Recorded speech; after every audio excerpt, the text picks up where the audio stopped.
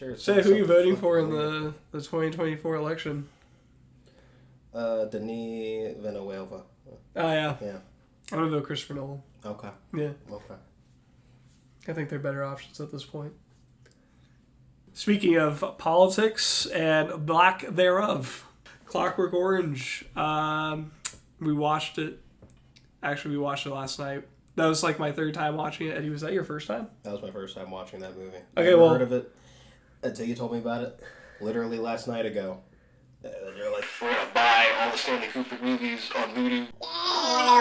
As a first-time watcher of Clockwork Orange, what did you think of that movie? I thought it was tremendously weird, and I liked it. What I got out of the movie was what happens when people actually have free will. Like, I know we have it now, but I mean, like, actually have it. So, like a world without laws, basically? Yeah. Yeah.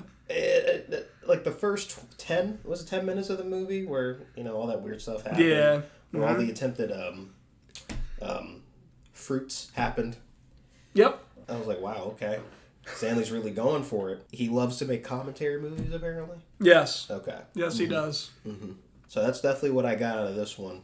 And ironically enough, I don't know if he saw the future or something, or this kind of stuff happens throughout society and throughout history where people just get away, or not even get away, but just start doing messed up stuff. No form of punishment comes from it. It just seems like he literally saw the future. He saw what's going on here, because it's the time period we're living in, right? We're now in the 70s. But it sounds like he just saw what we have going on here and was like, oh, let's make a movie about it. Yeah. There's a lot of stuff going on in that movie that I would say is pretty prevalent to what's happening now. It's kind of eye-opening in a way. I thought it was interesting when I saw this movie how he was blatantly crapping on the government and how they come up with extreme measures to, like what happened in this movie, how he was trying to go through a criminal reform or something. Yeah. And the things that they used and what they did to him to get to that point. I don't know, I just found that interesting. I'm just like, wow. This movie kind of shows you what happens when you put trust trust into a system that is corrupt. Right. I'm not trying to say like any system out there is corrupt, but let's be real. Humans are humans, and that's what I like about this movie. It shows how messed up humanity is, and how far we are willing to go in order to correct things in our way, or play God, if you will. If things do not go the way we want them to go. Yeah. I really enjoyed this film. Again, this is my third time watching it. I really like the commentary on the movie. I like how it makes you feel uncomfortable sometimes, especially when you're watching him go through those methods of them trying to convert him to a good citizen. Mm-hmm. Yeah, it's just very disturbing to see what things they're willing to do that kind of stuff. And who knows, they've probably done that kind of stuff before in these mental asylums, and that's why they had to shut them down, because who knows what bad things were happening in there. Yep. Movie is really good. I really like the acting in the film. It's very weird, and that's why I like it. All the actors do a phenomenal job of being weird and just bizarre. And I do think it's supposed to take place in like a dystopian like future or something. Like not too far off dystopian future. No. And honestly, that future's coming to light, it seems, nowadays, with everything going to chaos. Actually, I wonder if indirectly it was just showing what will happen in general. Riots were happening in the 70s or whatever. Tad bit of lawlessness was happening in the 70s. Yep. So I think maybe Stanley was just showing what is going on, and even in his time period as well. Yeah. Mm-hmm. And what could happen if we allow it to get worse. Yeah. Yeah. What happens if we don't I just had a brain fart. We just got off work, so we're a little tired. That's our excuse.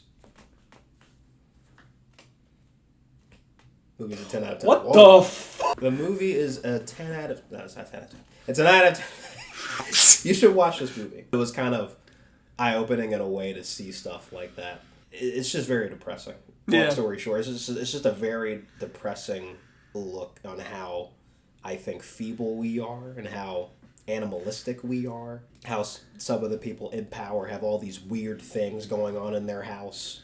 And they just, like, that one lady with a bunch of cats. No, I'm not talking about day one, okay? Lady with cats and a peen sculpture. Yeah, that he... And he kills her with the peen sculpture. He grabs it. He, like, shoves it into her mouth. Like, what? Overall, I think this movie is... absolutely terrible. I will never watch it again. This movie is absolute dog shit. Yes, I agree with Eddie. This is a 9 out of 10 film.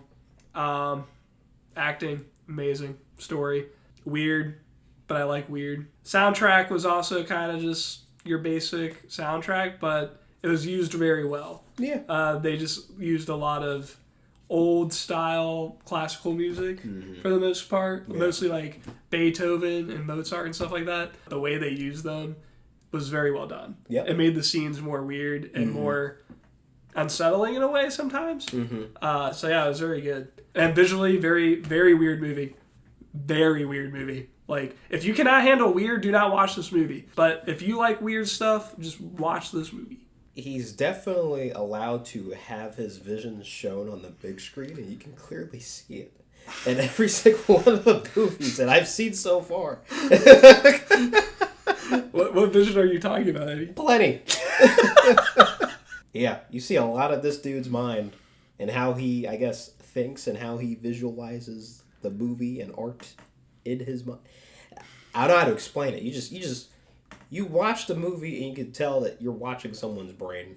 So if you're a closed-minded person, but if you actually want to just see an actual like perspective, this is a great movie to watch that. And it's a great commentary as well. I also think if you're a huge Stanley Kubrick fan and you, for some reason, have been putting off this movie for whatever reason, do yourself a favor and watch it, because it's definitely one of his most unique films, I think. Like, I'm not saying his other films aren't unique. 2001 Space Odyssey, obviously, is a very unique film for its time. This movie, I think, is the reason why weird movies are now as weird as they are. Because it was kind of... I'm not saying it was the first movie, but it was one of the first movies that I think did something different and went a more artistic route. To explore its message. Explore its message, but also experiment with something different. Those are the kind of movies that I enjoy because they kind of open your mind a bit to things that you weren't thinking of before. And they make you see things in a different viewpoint. Like what Eddie was saying, you just see things differently from the director's viewpoint, and that director might have a weird viewpoint, and that's how he's going to put it on screen. But it's still very interesting to see it, and you kind of have a better understanding of who this person is because of that movie. I think this movie was a very clear example of who Kubrick was and what kind of stuff he saw and what kind of stuff he personally maybe experienced. Bro! That's our review of the movie. I know we spoiled it, but bro, this movie's been out for freaking years, so if you got spoiled by this review, what are you doing? Watching a movie is different than somebody telling you what happened in the movie. He's right. Fight me. Okay? Well, don't.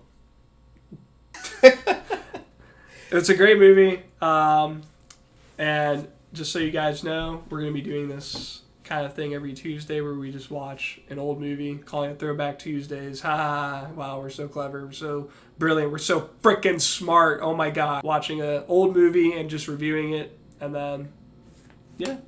Hope you guys enjoy it. And we will see you in the next one. If you got anything out of this video somehow, I'm actually surprised. Well, maybe they'll get one thing out of this video.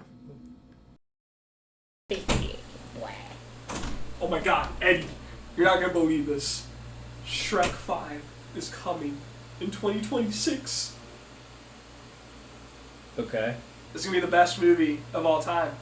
The biggest movie of all time, Eddie. The world is not ready. The box office is going to explode when this film comes out. You don't understand. The movie will be a 0 out of 10 if they do not have that damn thing in there. I don't care how Shrek says it. I don't care if he says, Fiona, I am love, I am life. I don't give a shit. I want